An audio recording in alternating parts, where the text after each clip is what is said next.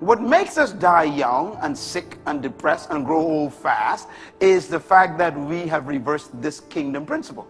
We pursue 2 jobs, 2.5 jobs. We don't even go home. If you work for money, guess who's the boss? Christ has only 2 masters on the planet. You are supposed to work for purpose, not money. If you find your purpose, money will find you. If you're not in your purpose, you haven't found your purpose, you're still working for money. Money's your boss. Jesus tried to explain this one time with a simple example. He said, why do you worry? In other words, why are you pursuing what you would eat, what you would drink, trying to get stuff, getting money to buy food, clothes, and stuff? He said, what are you doing? Then he says, look at the birds. Now the birds is important. He says, look at the birds. He said, they don't worry, they don't toil, they don't plant, they don't read. He said, and the Father takes care of them. What is the only thing a bird does? Be a bird. Be a bird. Get it?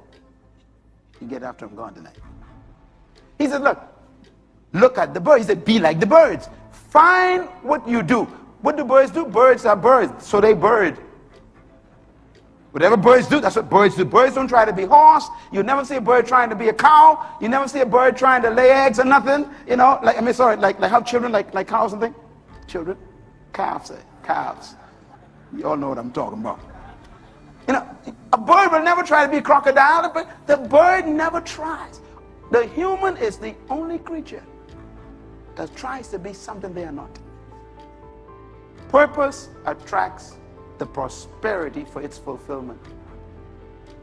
I repeat, purpose attracts the prosperity for its own fulfillment. Why? Because God will always finance his own products, his own assignments, his own purpose. That's why Jesus is saying here, you don't work for money. He put the money to work, it says. The one with the 2 talents gained 2 more. The man who had received the 1 talent went off. Everybody said went off. Hey, people always going off. Going off. Do you know what I believe going off implies? They look busy, but ain't nothing happening. He went off as if he's doing something. Guess what he did? He went to bury the thing. Some people are taking all their wealth and burying it in some work that ain't profiting them. They look busy. So where you going? I'm going off to work. I tell you, it can be rough today. Where you going? I'm going off to work. People can go off and be busy and never get their mortgage paid. Always robbing Peter to pay Junior. Because they don't understand the power of money. He went off, dug a hole. Everybody dug a hole. How many of you know what a hole is in finances? No, just lift your hand if you know what a hole is. Come on, all of y'all, everyone lift your hand. Stop lying. A hole is where every time you put it in, it's gone. Every time you put it in, it's gone. This is like you ever see somebody putting pockets with hole here? Some of y'all, you know, your payday is already paid. Gone. That's called a hole. They go off every day.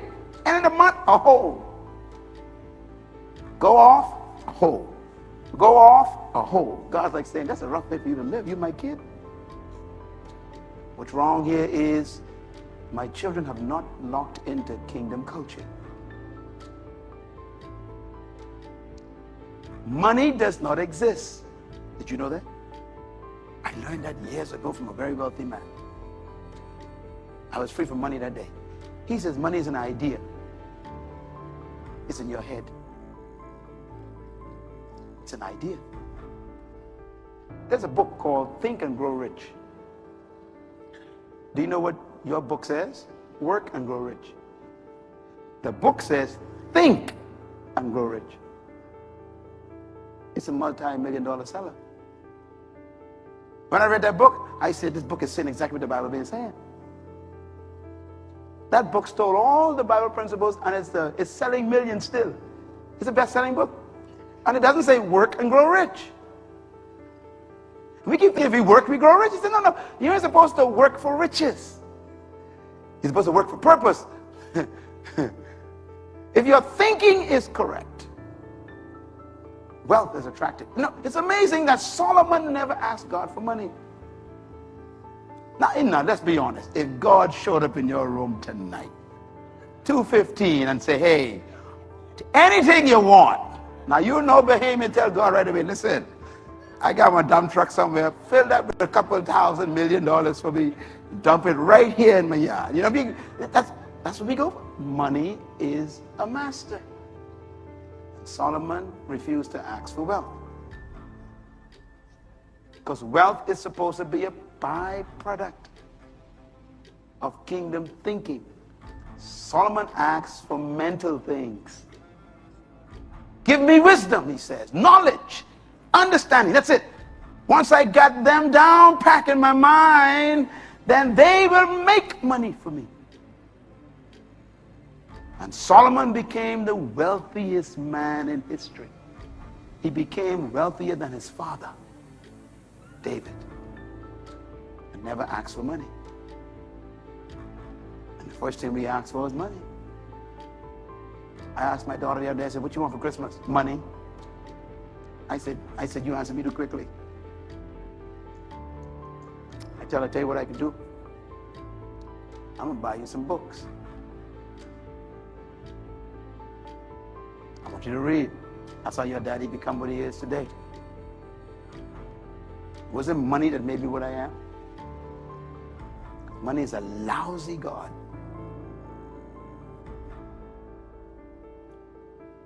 Money will last in your life until you pay for something. It's gone. So if you have sense, you'll do what Solomon said. Proverbs chapter 4, verse 7. One of my favorite verses. He said, in all, if it costs you all you have, get understanding. Proverbs 4, verse 7. If it costs you, he said, if you're going to spend money, he said, buy understanding with it. No, we want to go buy a nice car, a hairdo, we want to buy clothing, we want to go to Miami. And God is saying, no, that's why you're broke.